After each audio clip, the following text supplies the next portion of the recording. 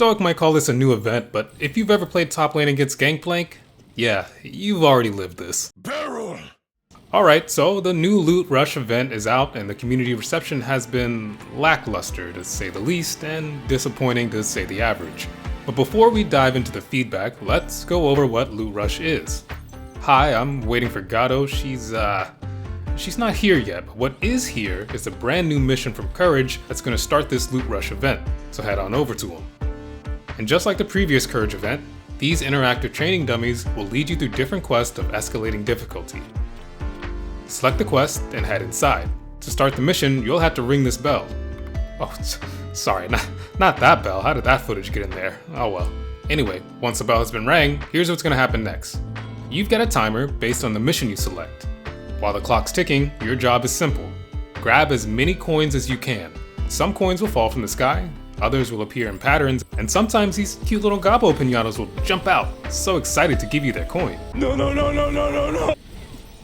But don't get too greedy. Bombs, barrels, and utter chaos will do everything they can to ruin your run. Honestly, this game mode is pretty fun. I enjoyed the level of design in some of these barrel patterns, and for me it was cool to see unique mechanics put into the game.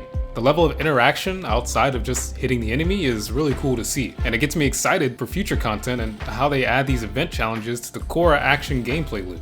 Anyway, once the timer runs out, a chest drops based on how many coins you collected. More coins equals more clash marks.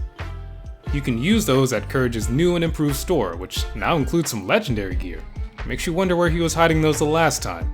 And do note, any leftover clash marks from previous events still work here. If you had plenty stored up, now's your time to use them. So that's pretty much the entirety of the event. So why has the feedback been so negative? Well, there's quite a few reasons. For starters, this event, at first, it's fun, but for a lot of players, the novelty wears off pretty fast.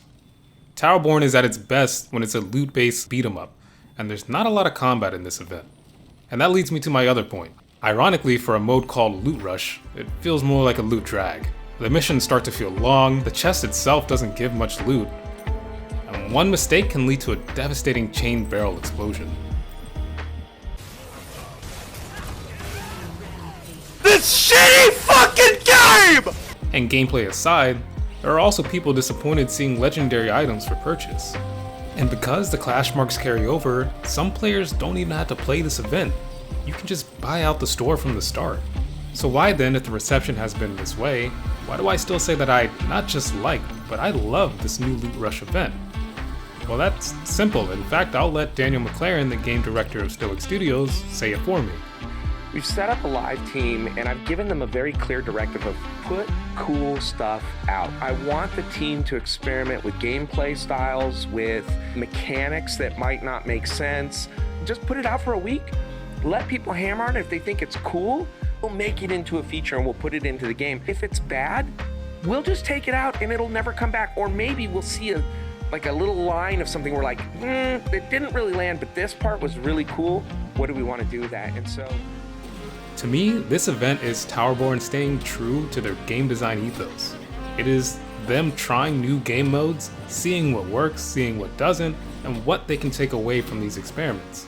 And as an early access player, this is exactly what I want from the developers. It's what I paid to be a part of. Have an idea, throw it at us, and give us that opportunity to say, hey, this is awesome, or in this case, this is a little dog water. Either way, I'm still grateful that the studio is willing to try new ideas for their players.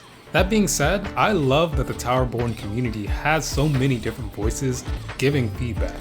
Players like Ease, Soulless Cake, Saints, Trian, Lord of Duh, and Azel all have given critical and even sometimes tough feedback. Loving something doesn't mean ignoring its flaws, and we need those voices to shape a better game. In fact, I'm probably sometimes too passive, so it's really good to have those voices that can be a little louder. Alright, so if you've made it this far into the video, then you probably don't hate my content and you might even stick around for the next video. So let me give you a little context about me and why I don't seem to give a lot of negativity about TowerBorne. And it's pretty simple. I don't live and breathe TowerBorne. I play a ton of games. Last week alone, I played 13 games during the Steam Fest. So when I say I enjoy something, it's not me fanboying, it's just perspective. And from that perspective, Stoic is on the right path. I have sheer confidence that Stoic is doing their best they can to deliver an incredible game. And we're still in early access. This is the time to be giving critical feedback, not doom and gloom.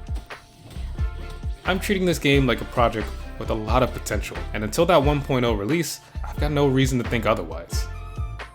So yeah, that's it for me, Ace. Stay on the lookout for Gado, and if he doesn't show up, then I guess I'll see you in the next one.